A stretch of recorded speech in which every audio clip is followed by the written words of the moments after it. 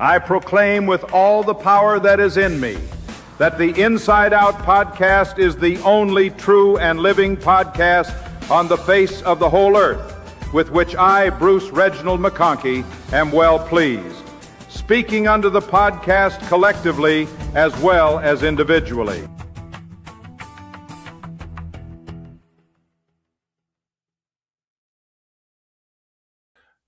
Hello and welcome to the very latest live episode of Inside Out. I'm Ian, you know who I am, and I'm here with the inevitable Mr. Thanos Mormon himself, Mr. Jim Bennett. Hello, Jim. Hello. I don't know where I put my infinity glove. It's around here somewhere. I was going off the chin. Oh, is that what it is? No, you don't have a Thanos chin. You look, you're more handsome than Thanos. Oh, well, that's good. That's good. You might be just as evil, but you're definitely better looking than Thanos for sure. I'm pretty sure I'm just as evil, but just out of the gate, this comment has been here before we even got here. A. Brewster29 said, Jim and Ian, do you enjoy St. Patrick's Day or spend the whole day fighting the urge to correct the world on what's Irish and what's Scottish? Yes, the Irish. We've got an infinity with Ireland. We've been there many times. Been to Dublin. The Irish people are so friendly. There's a cultural heritage relationship in the UK with Ireland, because of course globally, you know, as an Irishman, Irish woman anywhere around the world, and the impact on Ireland across the world is extraordinary. Again, some of the friendliest people on the planet. So. Happy St. Patrick's Day, Jim, to you and to all of our viewers and listeners. It's so good to be here. I'm so excited. We've got just a fun-packed program. We welcome and invite questions on our podcast. As you know, we have all the answers, and this is the truest podcast upon the face of the earth. Are you wearing green, Ian? And what's that? Bruce Butcher, our friend, says, y'all ain't wearing green. A loving pinch is coming your way, Ian. Jim? That's true, but we're feeling green on the inside. That's right. Do you know where I am? The background is different to where I normally am, Jim. Where am I? You are, should I tell them, or should I pretend that I don't know and I'm just going to guess? You tell them. You are on the Oregon coast. You are in the United States of America. I am. I'm on foreign territory. Ground. Yeah. What am I looking at? Tell the people in podcast land what I'm looking at. I mean, you can't see it, but I described it earlier. Yeah, you are looking at the ocean. You have an ocean view from where you are sitting. I have got this backyard, which is maybe 30 feet. It's like a beautiful lawn. There's some sand dunes with the grass, and literally 70 feet away, there's the beach, and we are on a beachfront property. Not far from Cannon Beach in Oregon, overlooking the Pacific Ocean in the United States of America.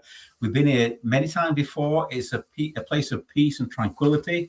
We walk on the beach, we connect with nature, and we're en route to my favorite city in the entire world. My second favorite is Edinburgh, which you know. And my first number one favorite is, any guesses? Portland? That's number 7. You have a top 10 listed? The truest city on the face of the earth is San Francisco. Oh, okay. We're in love with San Francisco. So we're on the way there, and we're having a spring break, and I'm in this log cabin on this beachfront, and we just enjoy life. So, Jim, excited to be with you and excited to be with our viewers. Since you and I chatted last time, I did something quite interesting.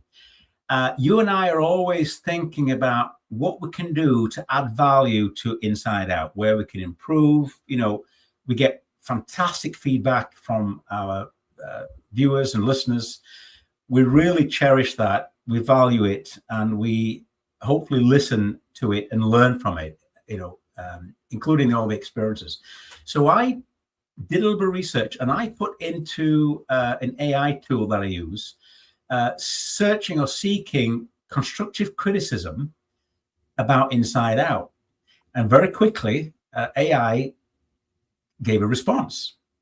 Shall I tell you what the world thinks of AI, of Inside Out with AI? Please do. So I put our names in specifically, and there were some specific feedback that I got. On myself, I was criticized for being too forgiving to the church, too gracious, too giving, and too lenient towards the church. And the second piece of criticism was I'm too critical of the church.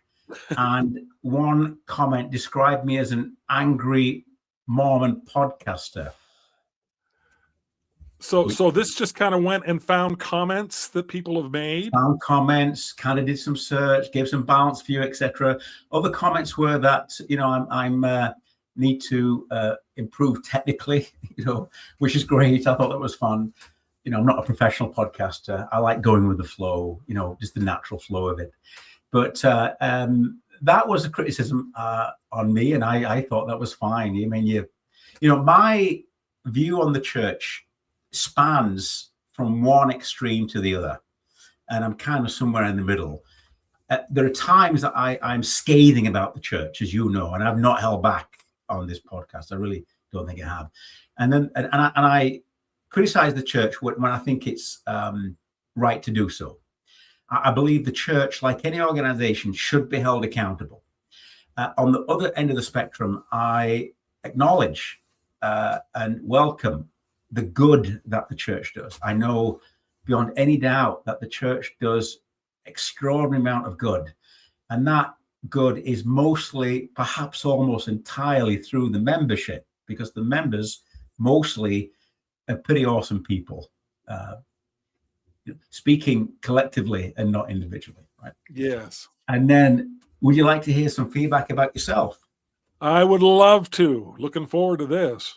Well, aside being the most handsome podcaster, which that shouldn't surprise you, the criticism about you was sometimes often too political, which I absolutely get. You can comment on this. I've got my own view over that, why that is, because you have a deep interest and you have a political background. There's nothing wrong with that. And also the big criticism was, how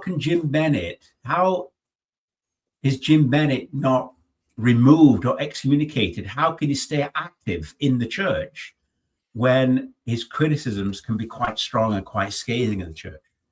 So for both of us, they were the two primary constructive criticism points that came back. There was a few other things. We can talk too much when guests are speaking, sometimes longer monologues, which we can improve on. Umming and ahhing, these are more technical things. But those 4 items, 2 each, were the most common that came back in my research. What's your reaction to that? And I'm really keen to get the reaction from our viewers and listeners. Yeah, my reaction to that, I get complaints that I'm too political. I have, so many, when you say that members of the church are great people, collectively and not individually, I'd say that online members of the church, by and large, are not great people. The anonymous members who populate the online blogosphere, Twitter sphere, whatever it is, are generally terrible people, and not just terrible members of the church, but really terrible people. They're bullies, they're nasty, they're vicious, they're cruel, and they use the church to sort of back that up. So it's like the church is endorsing their cruelty in their minds. So I have a big problem with that. But their big criticism of me, it's interesting that they'd say that I'm really critical of the church, because I hear that. I've heard many times how much I hate President Oaks, supposedly, or that I hate this and that, or whatever. And then I say, oh, well, can you please provide me some receipts? Can you please point out where I've actually done that? And it's not there. But so what they provide is, well, you're really, really critical of Republicans and Donald Trump. And I say, well, can you point me to the covenant that I made to not speak evil of Donald Trump? I don't remember making any such covenant. So I there's a sort of generic kind of perception from a lot of terrible people that I am this sort of flaming apostate. And then when I say, okay, well, give me some specifics, and they can't really come up with any, because the big criticism of me, it tends to be political, and it tends to come from people who conflate their politics with their faith. And we've talked many times on this podcast that there are so many people who put their politics first, who are Republicans first, Trump supporters first, and then Latter-day Saints a distant second. Right. And so I think that's where a lot of that criticism comes from. And a lot of it comes from people who very desperately are upset to see me participating in the Tabernacle Choir, to see that I haven't been, drummed out of the choir because of my politics. And, it's kind of fun to see them cope and seethe on a lot of that. Okay. Comments. Go ahead. Do you want to go through some of the comments? Do you want to read that's just what I was about to do. Okay. Speaking of politics, Ted's 5133 says, it's caucus night in Utah, Jim. Why are you at home? I'm at my meeting. I don't know if you know about caucus night, Ian. Tell us a bit about caucus night. Well, Utah is really weird. In the United States, most states have a primary, and then they have a general election. In Utah, there's one step before that, which is the caucus. You have a caucus where you select delegates that go to the state convention. And then the state convention determines, used to, and this is a big controversy, but the state convention, they would hold a vote, and if one person got 60% of the vote, there would be no primary, and that person would be the candidate for the general election. If one person did not get 60% of the vote, the top two vote getters go on to a primary, and then there's a general convention.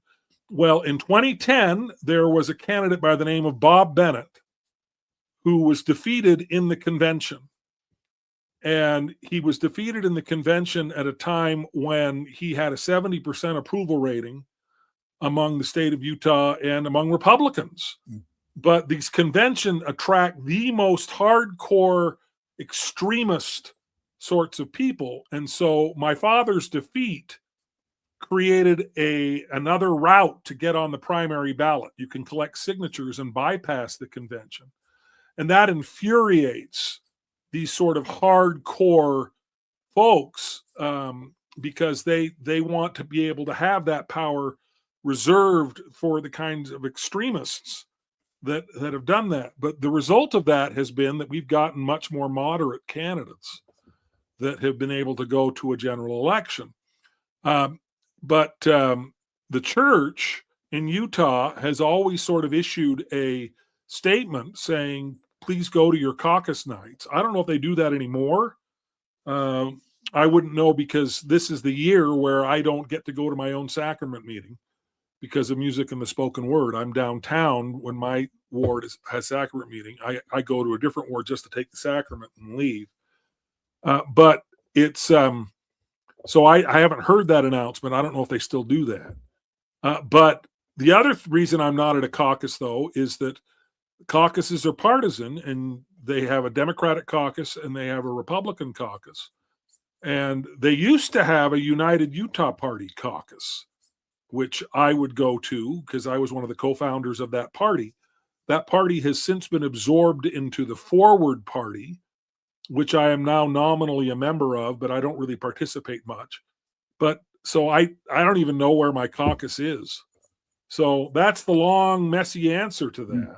That's good to know. Go ahead. Any more? Oregon Coast is my favorite vacation spot. We go crabbing there every year, says Connor Christensen. Hey, guys, I'm grateful for your podcast, particularly the one episode regarding disability. As someone is diagnosed with autism spectrum disorder, I felt seen and heard, so I thank you.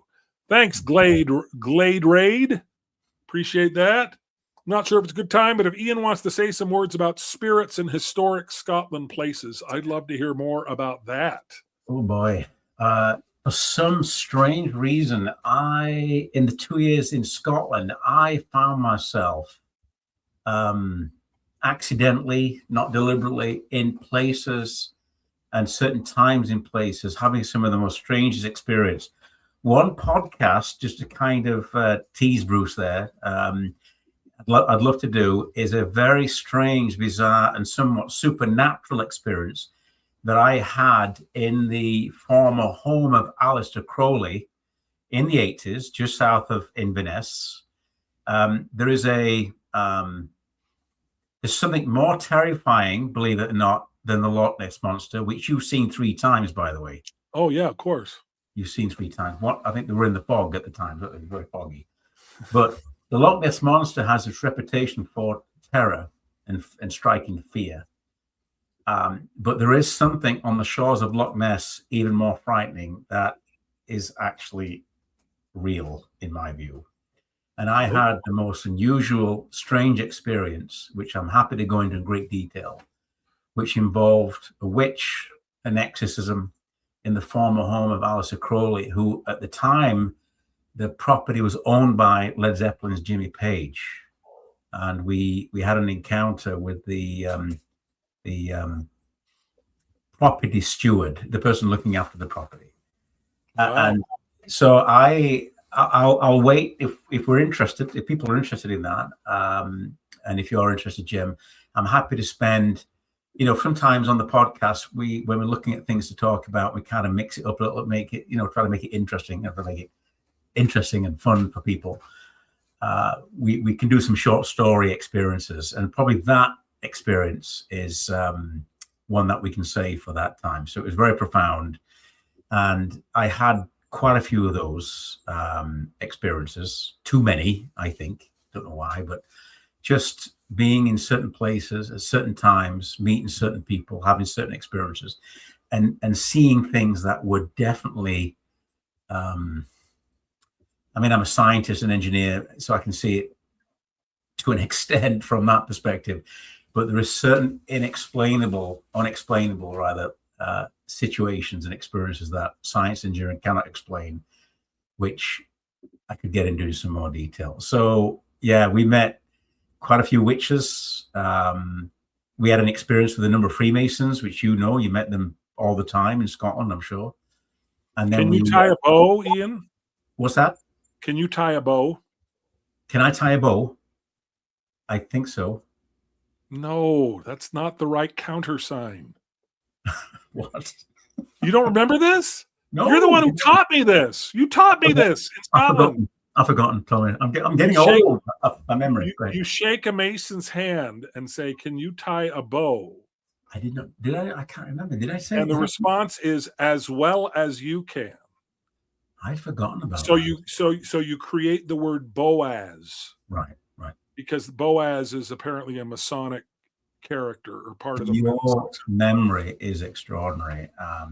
By the way, just for you, to update you on some stuff, we're still interested in getting one of the top UK, from Scotland actually, Freemasons on the podcast. So it's someone that I need to go back and speak with, have a bit of a prep call with. But wouldn't it be great if we could get a top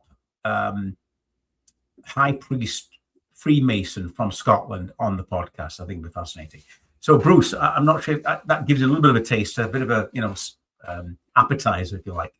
The details of those experiences, that one in particular, is quite interesting. These are otherworldly, somewhat supernatural experiences, which you can decide yourself if it's real, depending on where you're at. But so, yeah. This is a more lighthearted question. Impromptu chat poll: green beer or green Jello? Green Jello.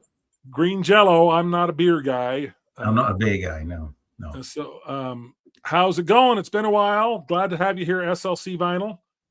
I believe Ian is, like Greg Prince, a loving critic. Thank you, Bruce. That's very, very kind. I really loved how Greg phrased that, where he says we're offering something lovingly on the altar. I think so. I think the key thing, Jim, and you and I feel so strongly about this, is authenticity, honesty. We don't have all the answers. I know people think we do. We don't have all the answers. but we have experience. We have our opinions, our views are shaped by our experience, right? And when you get old enough, you start to learn a few things. You start to think, well, you know, I've learned a few things, and you learn from life's experience. And then you, through that lens, through that experience, you can see the church in a different light. You know, we're inside out. You're on the inside. I'm on the outside. We converge in the middle, right? And the blend and the view and the different perspective, it's extremely rich experience. So I see the church through like a kaleidoscope, if that makes sense. It's just a myriad of complex colors, wonderful and sometimes dark and difficult and confusing, but sometimes light and you know, fluorescent and majestic and wonderful, right? I was quite poetic there. Was I being quite poetic? You were. There's a big question for you here. I'm going to get through some of the easier comments to get through before we get to the big question for you. Ephemeral Ephon 794 says, "Amen, amen, Jim. Plus, they're all gaslighters online." I mean, that's talking about the online membership. That's absolutely true. Jacob Hansen, our buddy, has come under fire recently because he's been saying, "Oh, it's not true that the church thinks that the Catholic Church is the great and abominable church." And there are a number of people that have said, "Well, you know, here are all the statements that were made, and we're just trying to pretend that they weren't made." I mean, this is the problem with so much of what the church has done. When the church changes, the church does not announce that it has changed, and wants you to just sort of accept the change has taken place and pretend that what happened didn't happen. But it's absolutely true that the church, number of church leaders, not just Bruce R. McConkie and Mormon Doctrine, but that's certainly the most identifiable, but a number of church leaders spoke out against the Catholic Church and called it the great and abominable church. So anyway. I remember, and Jacob, if you're watching this, I want you to know that I was taught that the Catholic Church was the great and abominable church upon the earth. President Dunn, my first mission president, said the same thing. I remember, Jim, serving in where I trained Byron Casper, that wonderful, glorious, successful companionship. Yes. Which we've posted on the podcast. I didn't realize you were only with him for a month. I thought you were with him longer than that. We couldn't last more than a month. It wasn't, you know, God thought this is the biggest mistake since the, you know, creation of evil. Right. Anyway, so we're in the Bridge of Dawn branch in Aberdeen. A talk has been delivered by the High Councilman. We have a Catholic, I think I shared this story with you. We had a Catholic investigator, wonderful lady, and this speaker joked about the Catholic Church being the great and abominable church on the earth. And he made a joke saying, at one time there were so many popes, they were poping up all over the place. That I remember it distinctly. At that joke, after listening to all these insults by this High Councilman in the Aberdeen stake, our investigator stood up and just left, and it was just shocking. So, yeah, I have lost count how many times I was taught, unfortunately, and was reminded that the Catholic Church, and I think Bruce R. McConkie said the same thing, didn't he? Well, yeah, that's really the most documented version of it. In the first edition of Mormon Doctrine, Bruce R. McConkie specifically labeled the Catholic Church as the great and abominable church. And my father ended up telling me a version of this story that appears in Greg Prince's book, David O. McKay and the Rise of Modern Mormonism, where essentially the Catholic bishop in Salt Lake City at the Cathedral of the Madeleine was very good friends with my great-grandfather, with David O. McKay, and went to his office and threw a copy of Mormon Doctrine on his desk and said, "This is what you think of us?" And President McKay says, "Okay, I'll take care of it." Well, he took care of it just by saying, "Okay, in the next edition, don't say this." But to me, that's not taking care of anything, because the first edition goes unrepudiated. Second edition comes out with softer language. And even in the most recent edition of Mormon Doctrine, he published a version of it after the 1978 priesthood revelation. The first version of it came out in 1954 or 6. It was in the 50s. And then he published a version in, I think it was 1980. So there were several versions that came out. And that was controversial too, because when the first version comes out, I'm sorry, this is too long an answer, but this is, I think, important to note with regard to that book. The first version came out, and David O. McKay goes in, gets a bunch of people to read it. They find a doctrinal error essentially on every page. There were over 1,700 doctrinal errors, according to these proofreaders. But David O. McKay says, I'm not going to publicly repudiate him because then that would lessen Elder McConkey's influence. To which I think, yeah, go ahead and lessen his influence. He was wrong. His influence was destructive. He wasn't even an apostle at the time. He wasn't even a 70. He was like an assistant to the Quorum of the 12 or something. Yeah. But he was also Joseph Fielding Smith's son-in-law, so he had a little bit of cachet that way. Right. And so near the end of President McKay's life, Bruce R. McConkie goes in and says, I want to publish a new version of Mormon Doctrine. Would that be all right with you? And the McKays insist that he said no, and Bruce R. McConkie insists that he said yes. And he went on and published it. And David O. was he had a debilitating Parkinson's disease. And so it just went by the wayside. That was never confirmed. But he published versions of it all the way to the end of his life. And at one point, if you go to the most recent version of it, and I've got a copy downstairs, but you go to the most recent version, it talks about the sign of the cross. You know, the sign of the cross when Catholics do this. He describes it. He says they touch their forehead and then they touch that. Such is inappropriate. But then you go to the scriptural reference he provides, and it talks about the mark of the beast being in your forehead. So if you go to his actual sources, he's still saying it in the scriptural reference. If you go into the footnotes, he's still saying all the same things. Yeah. But he's softened the language to the point where it sounds less objective. So Jacob, I like you, but you are wrong. One quick last comment on that Catholic issue there. Pre-1990 in the endowment, Jim, okay, which you experienced and I experienced, which is real, by the way.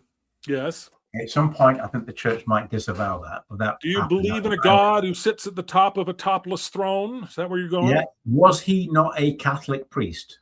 He was not a Catholic priest. He was according to my father, he did wear a priestly collar, but Episcopal priests do that. He was never specifically identified as Catholic, and I always assumed he was sort of a mainstream Protestant. In the celestial room, having went through that for the first few times, which was frightening, I've shared that experience before, it was terrifying. I was told by a member of the temple presidency, this is going back to the 80s, that individual did depict a Catholic priest, right? So, because I asked the question, because you can only ask those questions in the celestial room, as you know. Right. So Jacob, the evidence to support the argument that what the church's position was, even though it kind of disavows that or maybe moved away from that, it's pretty clear, pretty compelling. Really. Well, also there is one very clear, unmistakable reference to the Catholic Church in the pre-1990 endowment. Now, if you go through the endowment, Satan talks about using the enmity to gather up armies and navies, false priests who oppress, and tyrants who destroy. In the pre-1990 endowment, he was going to gather up armies and navies, popes, and priests. Nailed it. You're brilliant. Was that your memory, or did you research that? No, I remember that very clearly. Yeah, that exactly. I remember that. Yeah. Popes and priests, and now it's Popes and false priests who oppress. Right. Any more comments? I can see them coming in, Jim. Well, there's a big question for you. Okay, I'll do my best. Guy Ben White says, "Good evening, one and all." Good evening, Ben White. Hey, Ben. Thank you, Ian. Absolutely interested. Looking forward to it. That's in reference, I think, Bruce, to it's going to scare you. It's good for Halloween night. Go ahead. People still hold to loads of dogmatic McConkie and nonsense, says A. Brewster. If you don't have well-defined doctrines, how can you identify doctrinal errors? That's actually an excellent point, because one of the problems with Mormon doctrine is that David O. McKay absolutely did not believe that doctrines should be defined that way. He thought that the looseness of the doctrine was a feature and not a bug. And Bruce R. McConkie, as a lawyer, felt very much that every I needed to be dotted and everything needed to be explained. Clayton says, on my mission in 2008, Mormonism and the Negro was still in the church library. My parents have old church books. I will keep them to prove that I'm not crazy when the church denies teaching things. I read Mormonism and the Negro. It is absolutely repugnant. Oh, wow. I've heard about it, but not ready. Well, it just says, okay, well, there are three things that the Mormonism and the Negro doctrine can be. One is it's completely false and terrible. The other is that it's, I don't know, but the third is that it's absolutely of God, and here's why. And Negroes, I keep using their word, because that's not a word we really use anymore. But black people are in fact inferior, blah, blah, blah, blah, blah. And it's just repugnant. Yeah. Clayton, you hear this? Clayton, if you have a link to that, Clayton, if you could send it to me. I've heard about it. I may have read it, but I'd be interested in reading that. So if there's an online link there, Clayton, I think tyrants who destroy equals Donald Trump. Ben White getting political. Brewster says, but have you guys heard of Jacob's collective witness model? Have you heard of Jacob's collective witness model, Ian? Okay. What is the Jacob's collective witness model? Well, Clayton answers, the collective witness model is whatever Jacob Hansen believes, and he finds two other people that believe it. Wow, what a model. That's essentially what it is. Jacob says, yeah, the individual church members can make mistakes, but if you apply the collective witness model, the church is infallible collectively, and it doesn't. Isn't that the same as where 2 or 3 are gathered? I will be there also. No, that actually kind of undermines the church, but that's another story. Right. I had the worst post-Betos burrito flavored gas during my endowments, in addition to a nervous stomach. I felt so sorry for the worker in the small initiatory booth with me and my poncho. Didn't you have a veil worker that farted when you went through the veil the first time? No? Or had bad breath or something? Jim, it was worse than that. Oh, okay. Do I tell our lovely podcast people what happened? It's okay with me if you want to, or if you want to leave the mystery, that's okay too. Can you give me 3 seconds to gather my composure here? Sure. This is the second time I've been to the pre-1990 temple. I'm at the veil. There's the 5 points of fellowship going on. Yes, which we don't do anymore. How do I? Is this live? It is live. Whatever you say is going to be out there forever. So maybe you don't want to. We can't edit this, are we? Can we? Is everybody sat down? Am I going to say this live? The second time I went through the temple at the veil, this individual, let me just say, wasn't the hammer.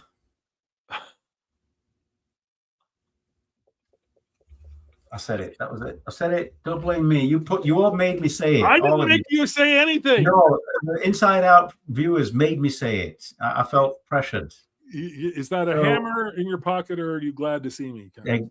It was the most awful, uncomfortable experience. I knew it wasn't the hammer because I could see the hammer. It was the. I think people have gotten it. Yeah.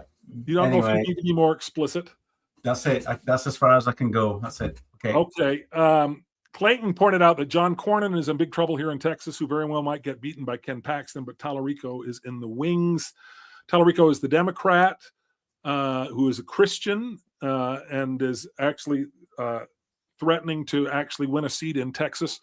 I know Trump thought there's a runoff between Cornyn and Paxton, and Donald Trump said, okay, I'm going to endorse one candidate and the other one should just drop out. But apparently that hasn't happened. So that's kind of fun. Guy McDude, one of my favorite Christmas traditions is attending Christmas midnight mass at the Madeleine in Salt Lake City. Let's see. Collective wisdom model, burritos, farting. Imagine little poofs puffing out the poncho, says Mr. Ray, the man blues. Poofs is a really interesting term to be using here. It was a term that you couldn't use in Great Britain. Correct, Ian? It's pronounced.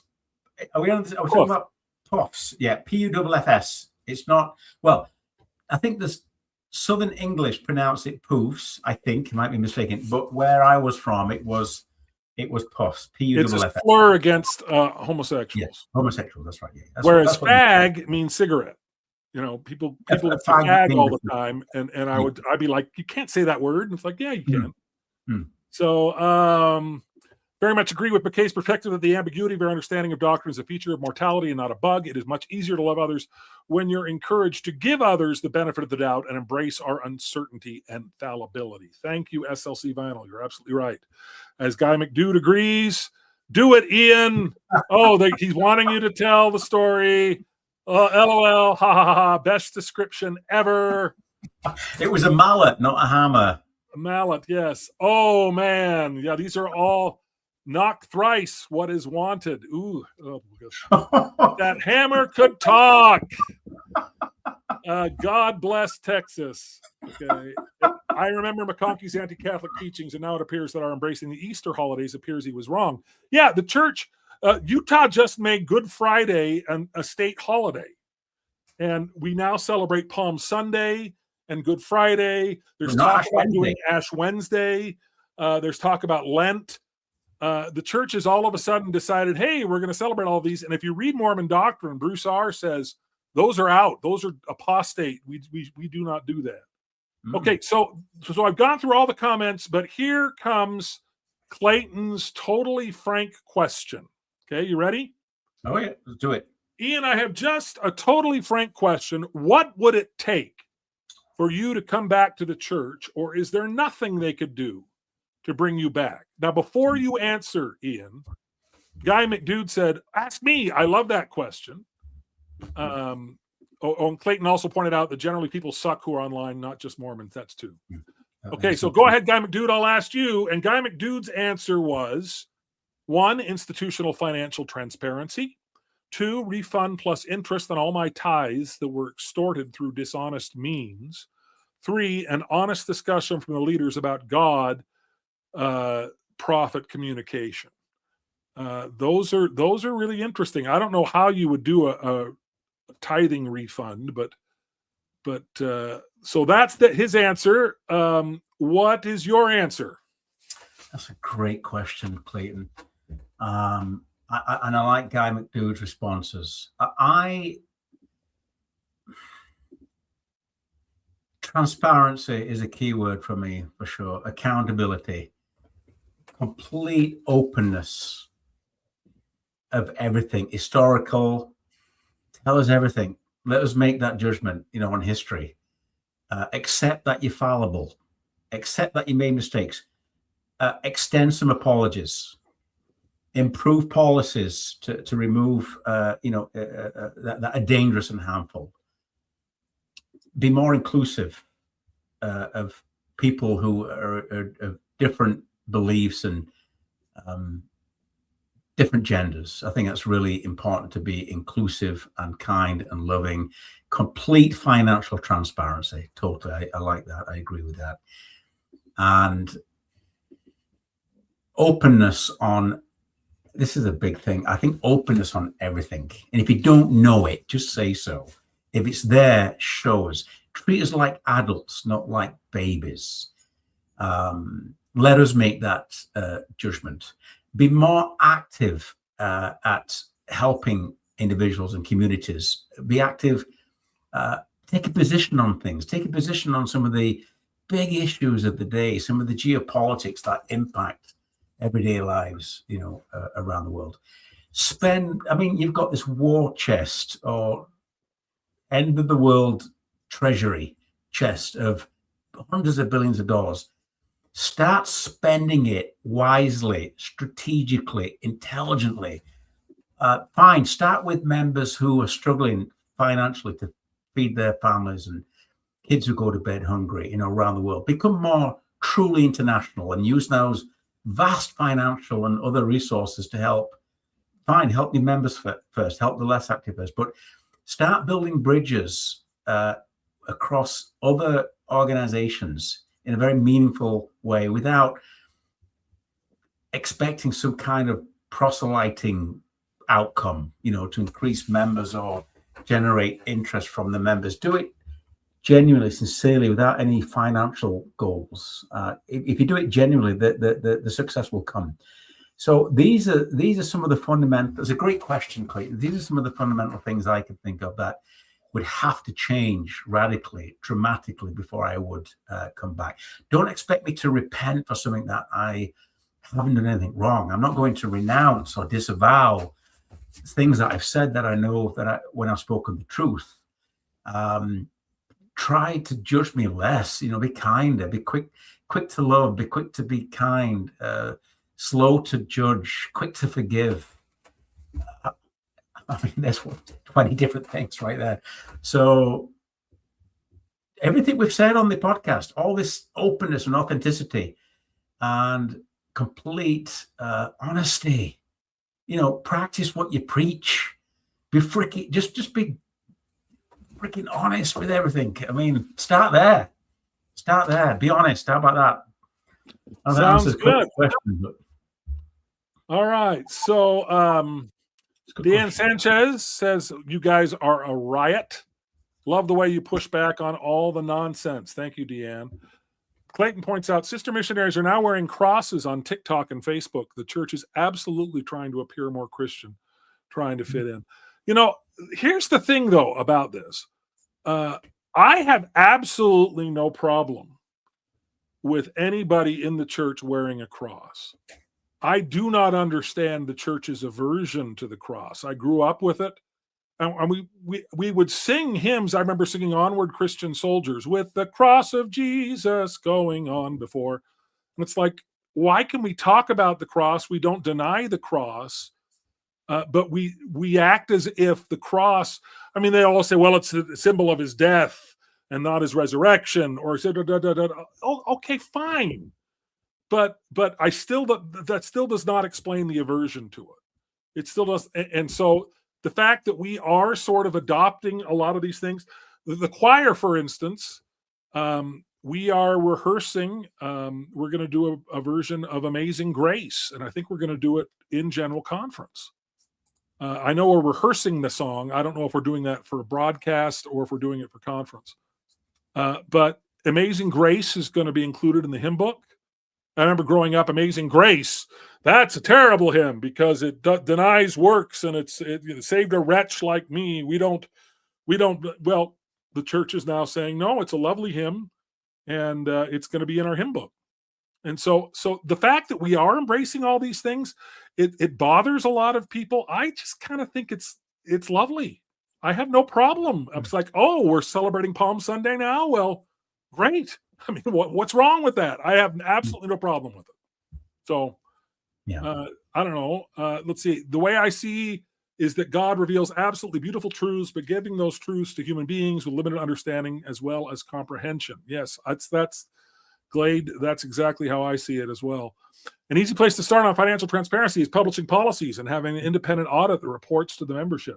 They used to do that. They used to do that. And then I think when the numbers stopped being, because we went through a period where the numbers got really bad in terms, particularly financially. We were in deep debt. Right. And they just didn't want the members to know that.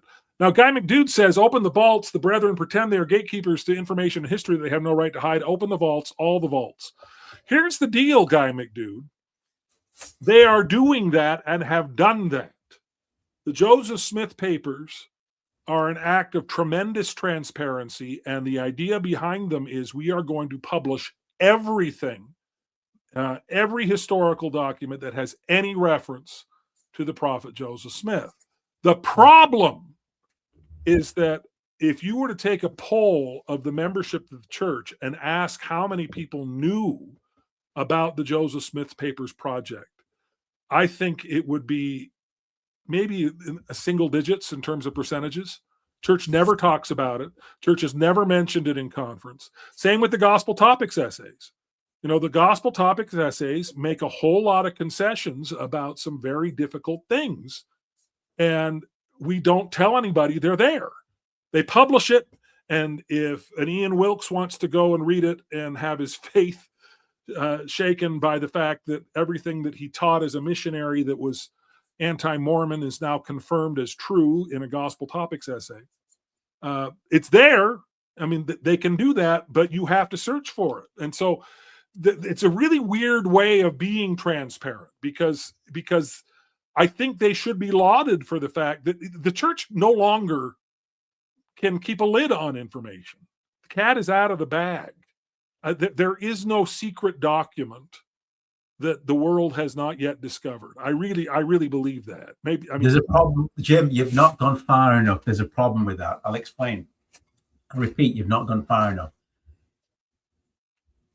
Is there evidence, overwhelming evidence, where the church has deliberately covered up, misdirected, not told the full truth, not told the facts, only responded because it's been found out historically, etc., you know, on all the history, right?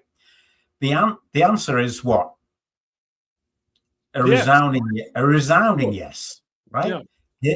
Here's the problem that I think you need to go to the point, right? As far as what I'm going to say.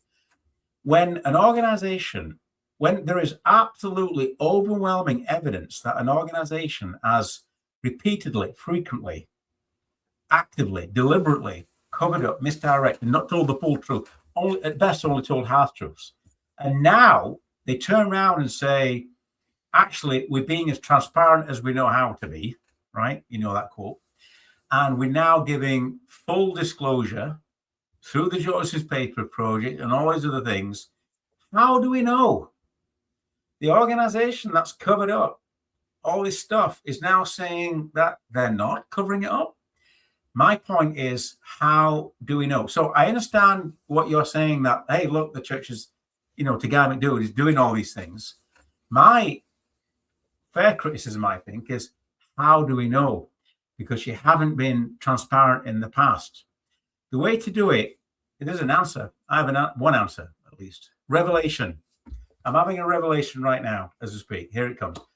Getting an independent organization. You know, like Bruce talked about an independent financial audit team to come in and check the books. I think he meant independent. I like that. I think that's what he meant. Getting an independent organization, group of people, comprised of members and non-members, people with high integrity, intelligence, no axe to grind. It's like Alex Beam, who wrote the American Crucifixion. Great book. I'm about to get into it again. And, you know, is no axe to grind with the church, just looking at the facts. That approach to transparency on historical issues as well as financial issues is the only way. Otherwise, it's the organization that created the problem now doing an audit, but now saying that, hey, we're now transparent. It doesn't wash with me. You've got to go to the extent that I'm just saying, because I just don't believe it. So let's bring some independent people in. Let's open the books in terms of all the historical documents. Let the eyes of the world look at. Let's get some peer reviews, professional reviews on the material and interpretation. Let's get it all out in the open. Then, only then, will I actually believe that, you know, they're being as transparent as they know how to. So that's my response to that. Okay. Deanne Sanchez, amen, Ian. Ben White says, actually take CSA seriously, child sexual abuse seriously, instead of empty words not backed up by action. I want to comment. That is huge. I didn't mention that in my comments earlier. That is probably at the top of the list. You know, put in programs and policies, do everything you can and go beyond. Take it as far as you can to protect kids and vulnerable people, you know, in the church. Go above and beyond. I think Greg Prince, did he not say the church should be leading this, Yeah. leading it, right? Going around America and world and changing policies and influencing leaders, political leaders, to implement measures to protect people. Christ would do that, right? This is his church, isn't it? They're not doing enough. So I appreciate that comment coming in, because the church is not doing enough. We've had a conversation with Greg Prince, you and I, on this. We've got very strong feelings on this. And the church is doing better, yes, but it could do a heck of a lot more to protect those vulnerable individuals, for sure. Yep, absolutely. So yeah, Deanne Sanchez says God uses the simple and weak people to do extraordinary things. Deanne, that's absolutely right, and it's such a better story than the one that we tell. The story of flawed people creating this great work versus the story of perfect men who did perfect things and came down from Mount Olympus and graced us with their presence. It's not a true story, so that's a problem with it. But it's also not an inspiring story. It's not inspiring to say, well, geesh, I didn't come down from Mount Olympus, so I'm not the demigod that the prophets and apostles are. So it doesn't resonate with me. But when you find out the prophets and apostles are just like us, I think that's a better story. I agree. Go ahead. I'm just plowing through comments here. Clayton says, are we going into major retrenchment this general conference? I am a little worried. That is a good question, Clayton, and I don't know. What do you think, Ian?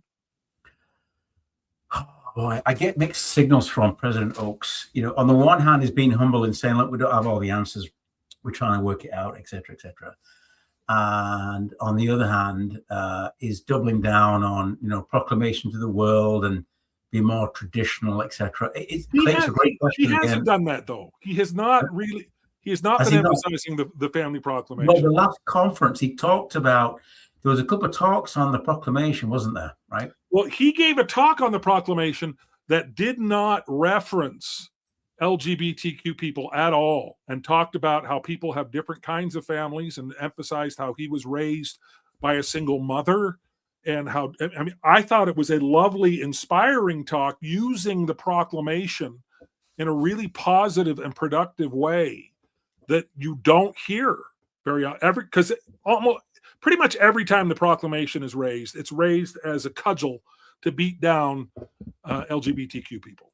It's where I got a different interpretation somewhat, where I listened to that. I remember the talk, and I felt he could have gone further to really provide a more balanced perspective on the context-sensitive background into the proclamation, to an opportunity to be more inclusive, because there are different family dynamics now, different family models that are completely different to the traditional family. So a lot of it is interpretation, isn't it? A talk is given, we get different things from the talk, different meaning, different interpretations.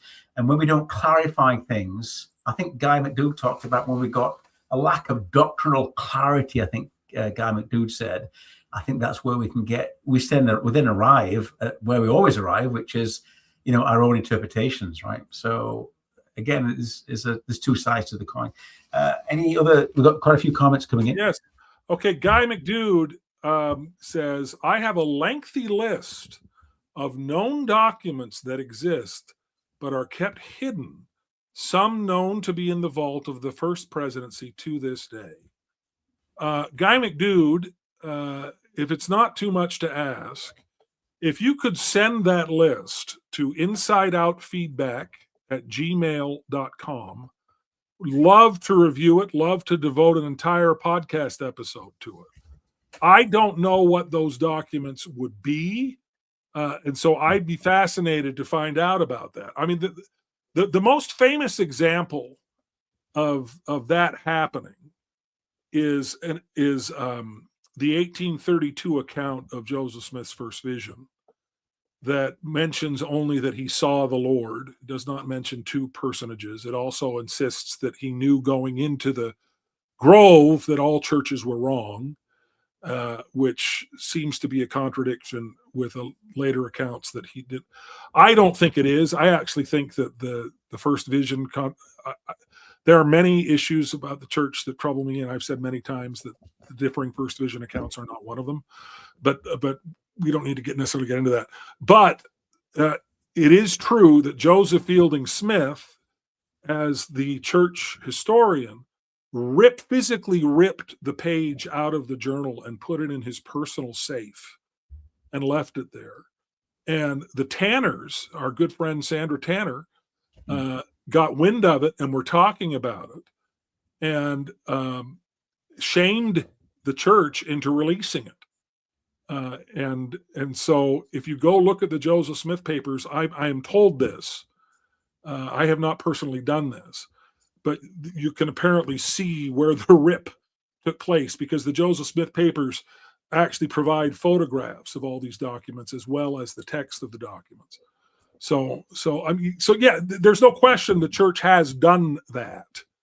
I just think in the age, the fact that even back then the Tanners knew that existed, I can't imagine that there is something in a vault that we don't know about. And the fact, Guy McDood, that you have that list means that somehow you've got that. I mean, if you have that list, then somebody else knows these documents exist, and they have to know what's in these documents, right? I don't know. Ian, do you think that there are these secret documents? I'm with Guy. I add to what. Well, I just want to build on what I said earlier. I don't believe that. I know for a fact the church has not been transparent on lots of different things.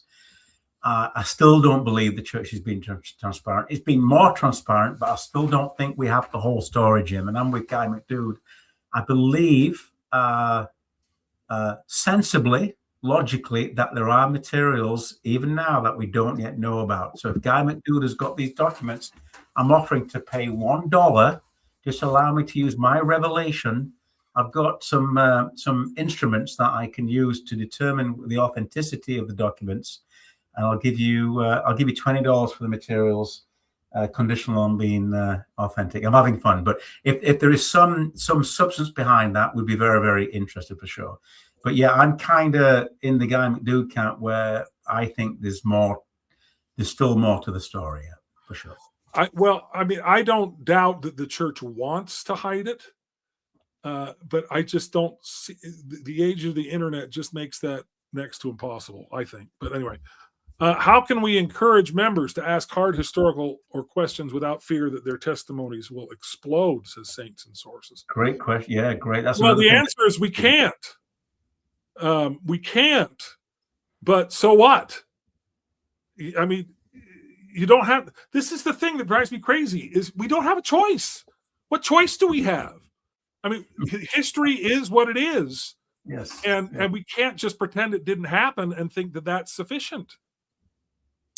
And the thing is, Jim, on that's a great question there and a great response. It's so much more enriching to see all the sides of history. Oh, yeah. When we see history in general, we see all the pros and cons and the successes and the failures. Earlier, you talked about, how did you kind of phrase it? You know, when we've got this God that comes down from Olympus, I think it is this perfect golden individual that we have to aspire to, and we feel so guilty when we fall short all the time. This perfection, and we compare that with someone who's real, human, who has done extraordinary things in this life, despite weakness and challenges. You know, people with physical disabilities do extraordinary things. People who start, go from humble beginnings to extraordinary things, where we feel, wow, they're real. If they can do it, I can do it. So that is much more an inspiring, story, I think, to encourage people to do great things, isn't it? Go ahead. We have a few more comments. Yeah. This is in reference to the reasons why you would come back. We talked about total transparency, and Clayton says, Ian, that will never happen. I'm actually sitting here laughing at your revelation. No offense. So, it's Clayton. A question for you: are you speaking ill of the Lord's unanointed? and actually, I just heard Clayton loud laughter. Isn't that a sin, Clayton? It's not anymore. Clayton, Clayton, come up to the camera. While I rebuke you, Clayton, stop with the loud laughter. That's a sin, and stop rebuking the Lord's non-anointed. Okay. Did you know, Ian, they have taken that language out of the temple ceremony? Oh, my microphone. You mentioned it. Yeah. Yeah. So are we allowed to laugh loud now? You are now allowed to laugh loudly. And can you criticize church leaders or not? You are not allowed to evil speak of the Lord's anointed. I think that means something different than just criticizing church leaders. But first of all, we're all the Lord's anointed, are we not? Aren't we washed and anointed? I'm not. I'm officially a fallen angel in my. You anointed yourself, but evil speaking, period, is not the same thing as far as I'm concerned. As I consider evil speaking to say, "Hey, did you know that Ian is really a cannibal? Are you a cannibal, Ian, or something like that?" Just in my spare time. But I mean, that's evil.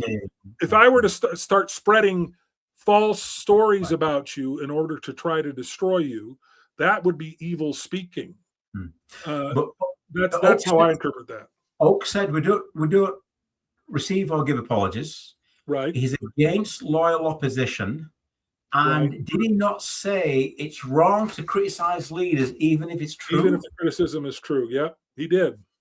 So clearly my interpretation and Oakes's interpretation are not identical.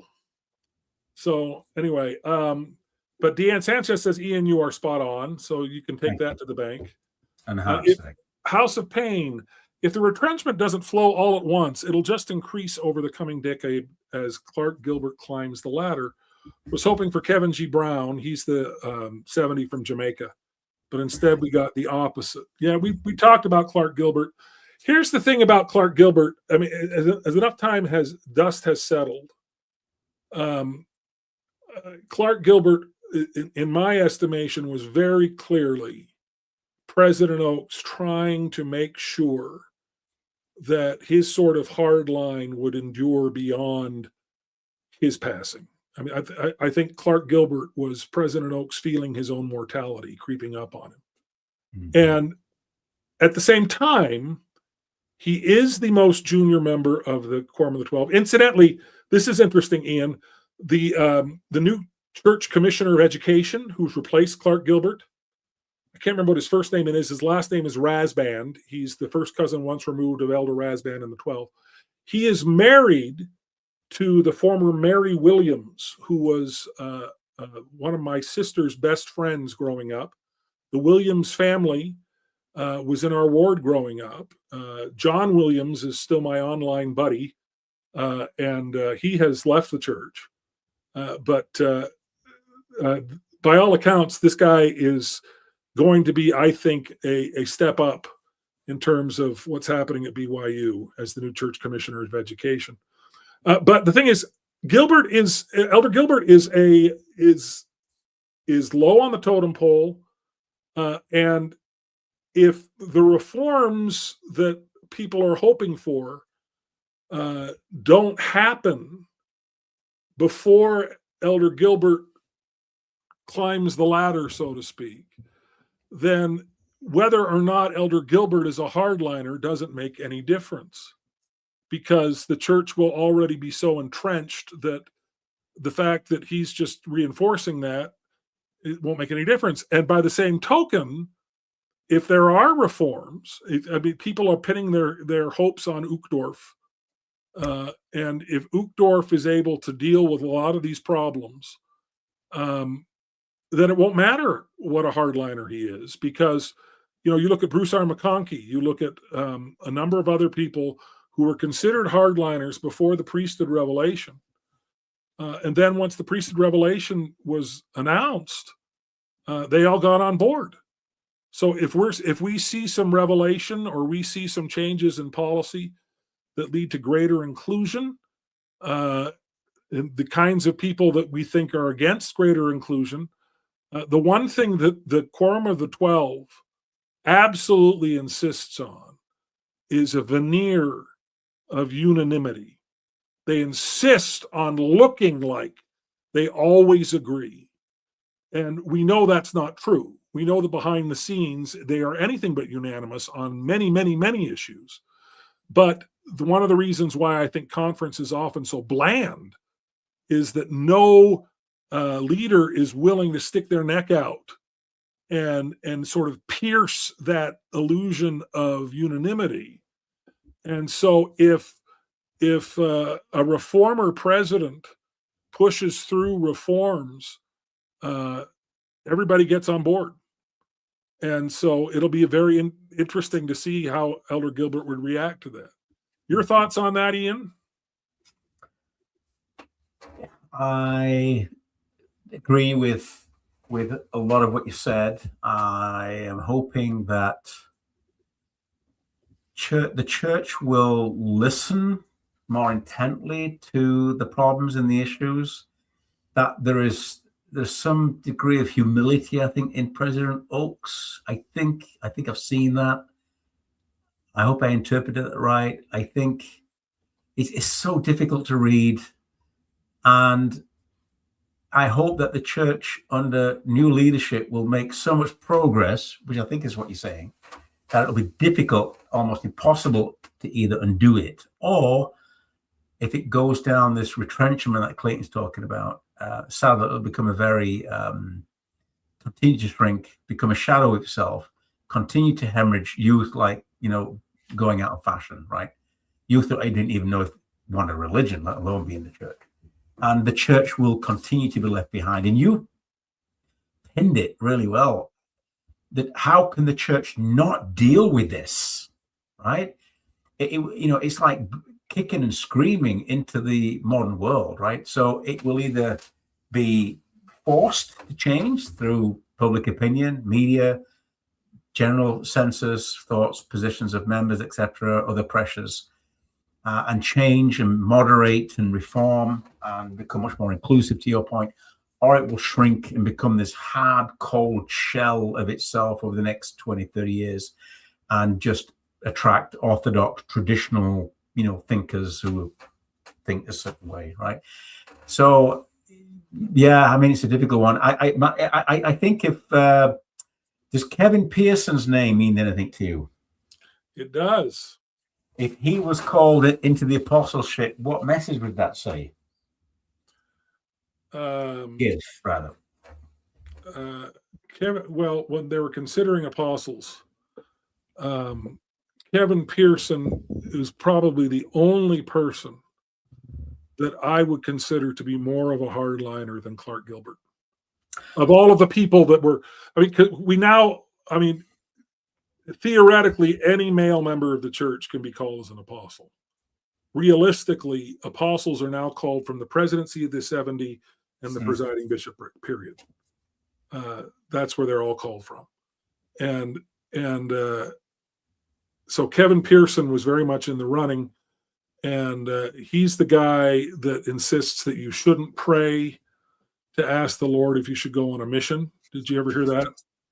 You mentioned this to me before, yeah. Yeah, if you pray to ask if you should go on a mission, you are rejecting the prophets, because the Lord has already told you should go on a mission, and so it's a faithless thing to do.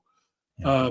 Kevin Pearson instituted a huge retrenchment in terms of garment wearing, particularly women, how women wear garments. Prior to the sleeveless garments being released, Kevin Pearson gave the Utah area president. He was in Utah area presidency and insisted that, we're just too lax in how we wear our garments, and this is how you should wear your garments, and here are some do's and don'ts and places where you should wear them, and only take them off. Don't take them off if you're gardening. The reality is, whether you like it or not, Elder Pearson, every member of the church is going to honor their sacred responsibility to their priesthood covenants by wearing the garment according to how they interpret that counsel. It's always been the case. It always will be the case, period. Thank you, Jim. I like that. Where I'm going with that, the reason why I mentioned that name is that if there's as the succession goes through the leadership, from one leader to another, like Uchtdorf, etc.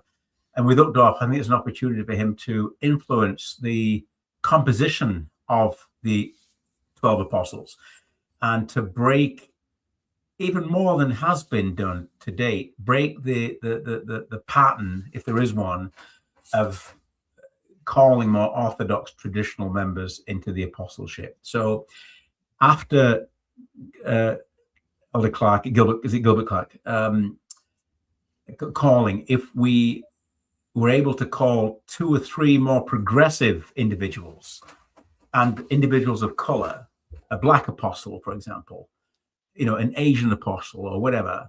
We have one Asian apostle. Oh, what? Sorry? We have an Asian American apostle. Elder An Asian American. Thank you. I appreciate reminding me that. But if we kind of made it more diverse, and of course it's based on other criteria as well, but certainly that's a really important opportunity, I think, for the leadership. But we moved away from that traditional Orthodox thinking and broke the pattern, the cycle, or if that exists, it might. I see a pattern at times, right? Look at what President Oaks has done. He's gone back to that safety net, hasn't he? Right? But hopefully takes someone like Uchtdorf, and we pin a lot of hopes on Uchtdorf, don't we? We always talk about, hey, when Uchtdorf comes in, it's all going to change, and we're all going to see these great changes. That might not happen, Jim, and you've said that. You've said that before. You've taught me that. So, but if we can break that cycle a bit and bring some progressive thinkers in and kind of reposition ourselves to become more inclusive, and I hope that will happen with Uchtdorf. It's not going to happen with Oaks, I don't think, but we'll see what happens. And if people like Pearson gets called into it, then I would worry. Time-wise, we are over. 11 minutes past. We probably should be wrapping this up. Should we just go do a quick round on the questions, comments, and? Yes. There aren't too many questions. These are just sort of comments. I am a direct descendant of Wilford Woodruff, where are his private journals and diaries? I don't have access to read my own great ×3 grandfather's writings. That's the Joseph Smith papers are focused entirely on Joseph Smith. And so, it's probably true that there are a lot of these kinds of things that are not available for later sorts of writings. And I would like to see more transparency on that. I remember during the Mark Hoffman days that President Oaks gave a talk about that and said that some of these diaries are too personal to release. And I think I can see some justification for that, but it seems like it seems a bit of a dodge to me. He asked me to put the email in the chat. I have the memory of a squirrel, so I did put the email where he can send us. Well, I have you to mention the restricted section of the granite vaults.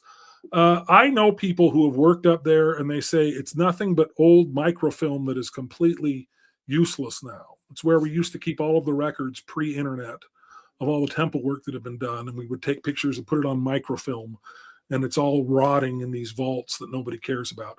But of course, we also know that up in those granite vaults, they also have the Sword of Laban and the Liahona, and those things. So okay. You're nodding and smiling on that. I think Oaks's feebleness and mantle weight plus Easter Solemn Assembly is going to make for a pretty uneventful conference. I think you're right, Mr. Wraith Mand Blues.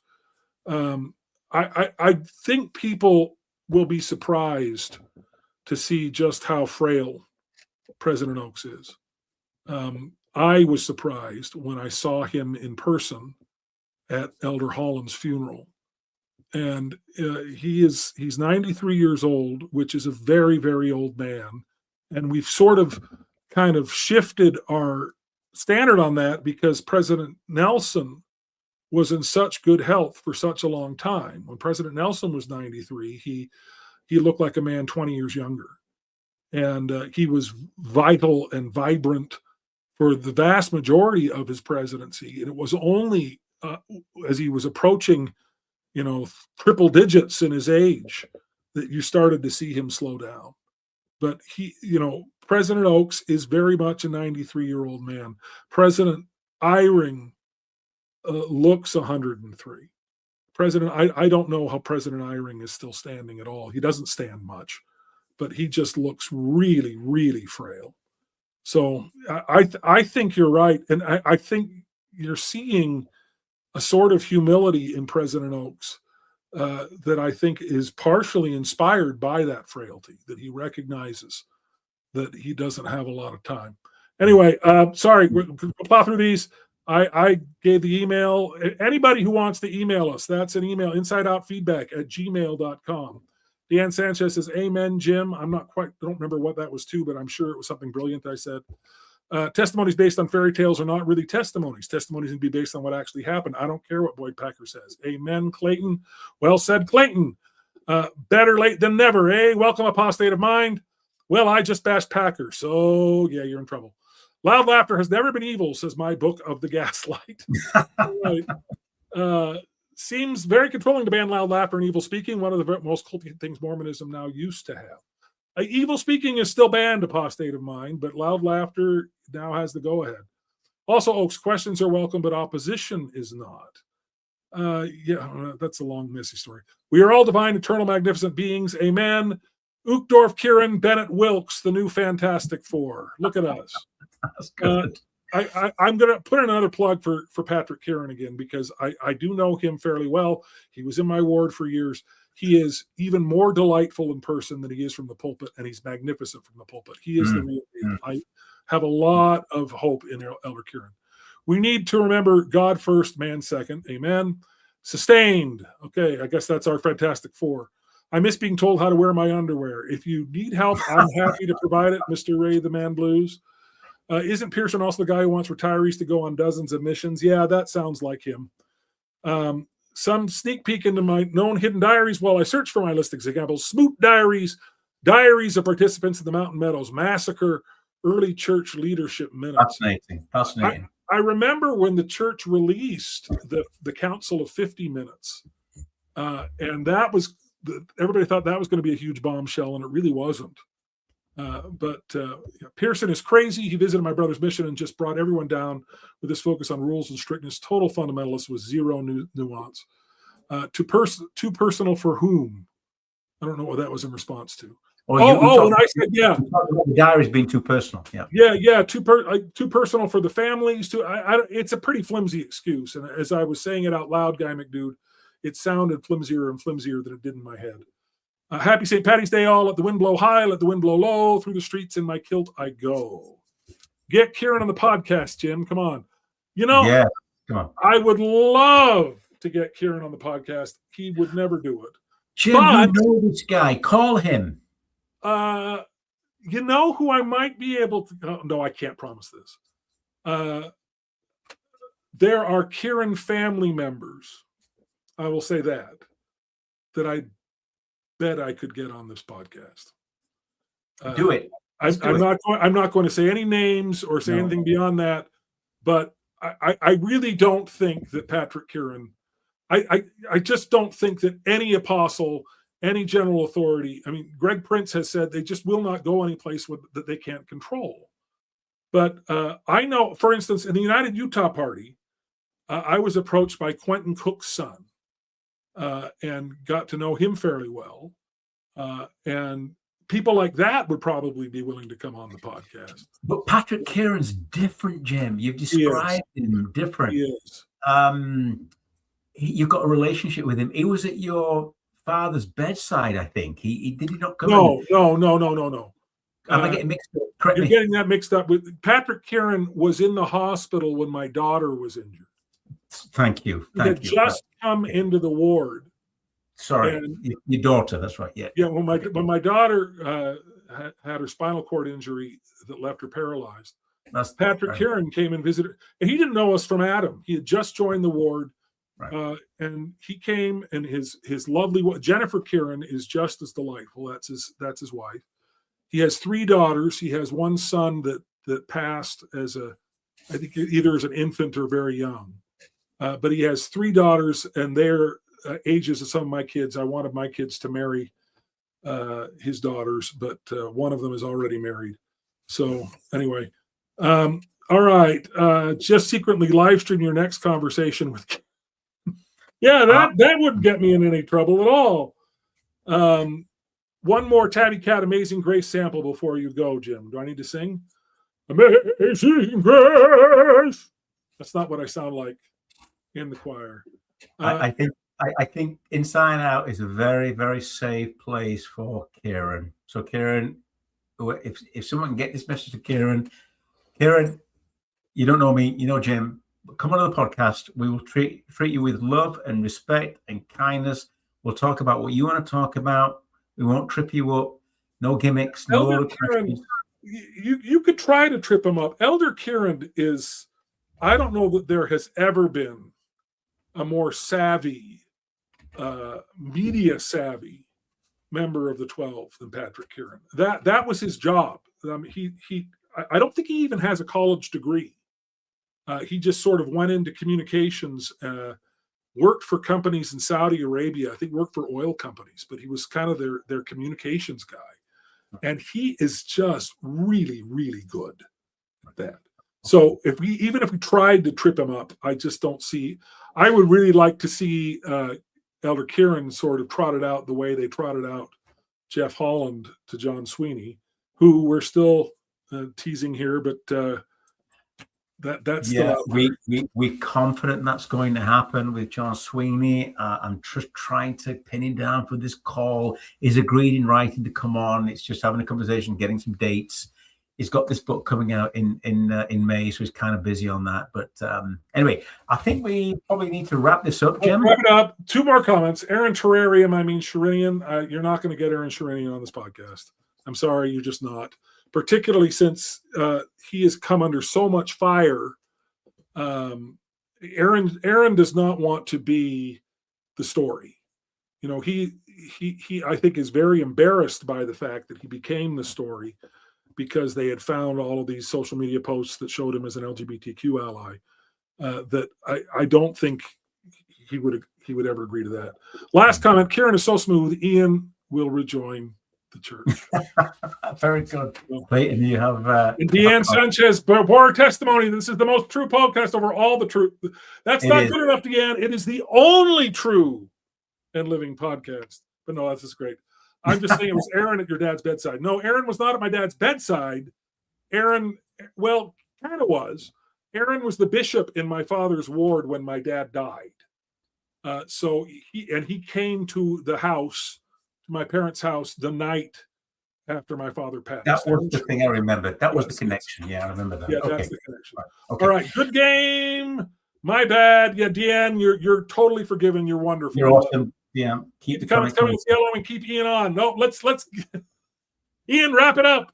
Okay, I'm gonna wrap it up. Okay, so everybody out there, thank you. We love you and appreciate you. Thanks for being with us. I hope you've enjoyed it as much as we have. Jim, we absolutely love doing this, don't we? It's so much fun. We do.